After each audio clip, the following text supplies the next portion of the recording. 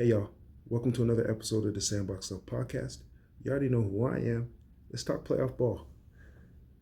First game on Saturday will be Bucks versus Pacers. Another interesting matchup.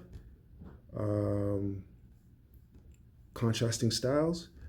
But I just feel like from the coaches' standpoint and players and system, I'm going to go with Pacers here. I think the Pacers are going to win the series. I think they have the better coach. You know, Rick Carlisle, he's been there before. He's a seasoned veteran. Um, I just think it's apples and oranges when you're talking about him and Doc Rivers, right? For all the shortcomings that Doc has had, I still think he's an incredible coach. He's kept the team afloat, and he's clearly still trying to figure it out, right? He's not going to have Dame in the lineup for the first few games of the series, if not at all, right? So I just think there's certain elements of the series that just scream Pacers to me, right? And one of them is just stability at the end of the day. And I think Rick Carlisle provides the Pacers that, right? I think Giannis is the best player in the series, yes, but without Dame, it becomes dicey, right? Bobby Portis, he's coming back from a 25-game suspension.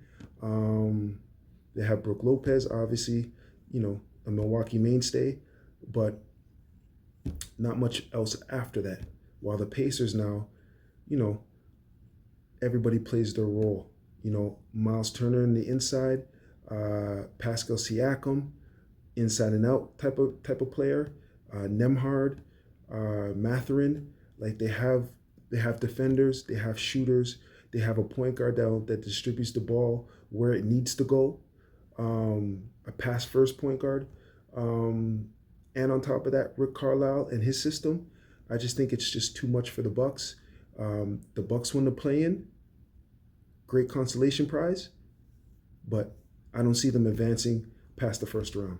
So I have the Pacers winning that series. The second game, and probably the best series of all in the first round, is Clippers versus Nuggets. Man, Nikola Jokic, we know his game already. He's the best player in the league.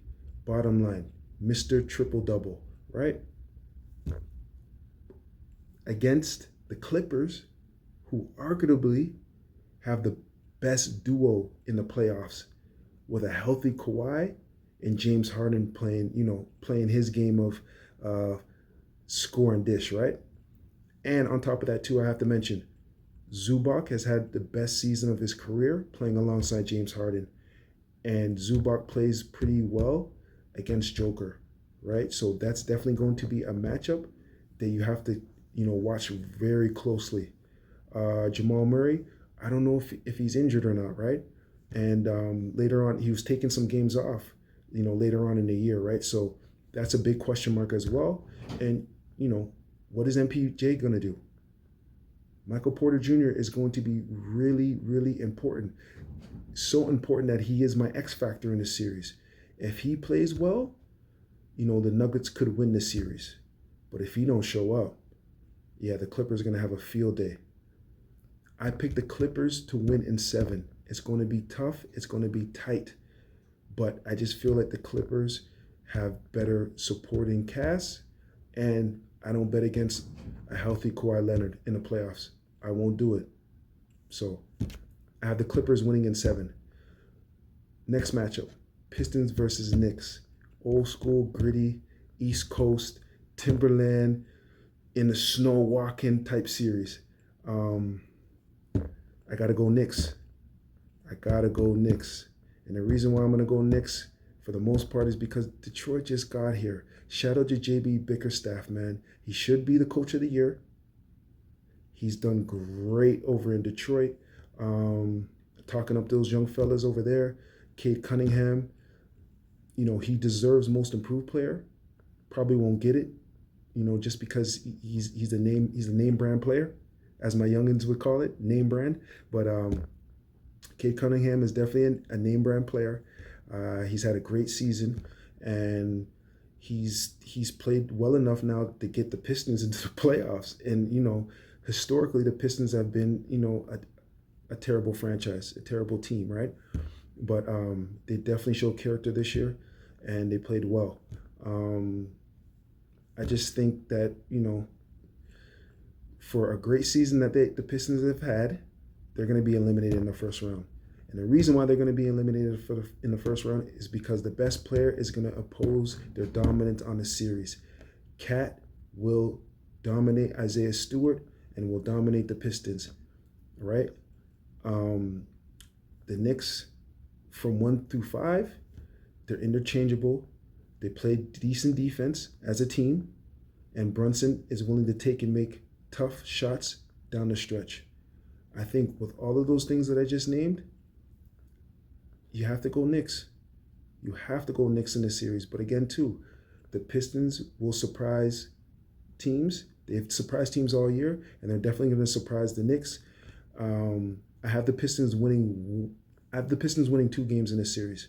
But overall, I have the New York Knickerbockers coming out and winning their first round matchup versus the Pistons. Last but not least, Lakers versus Timberwolves. And this might be one of the hardest series to call, just because who's the best player in the series? Is it still, LeBron James? Is it Anthony Edwards? Or do we have to look at Luka as the best player in the series, right? But one thing I know for sure, the Lakers have 2 of the best players in the series, to Minnesota's 1, right? And I think that the Lakers just have too much offensively for the Timberwolves to handle. The Timberwolves guard really well, but their defense is going to be put to the test. In regards to coaching, Chris Finch is a better coach than JJ Redick, but JJ Redick, he's coached up the Lakers really well this year, especially during LeBron's absences.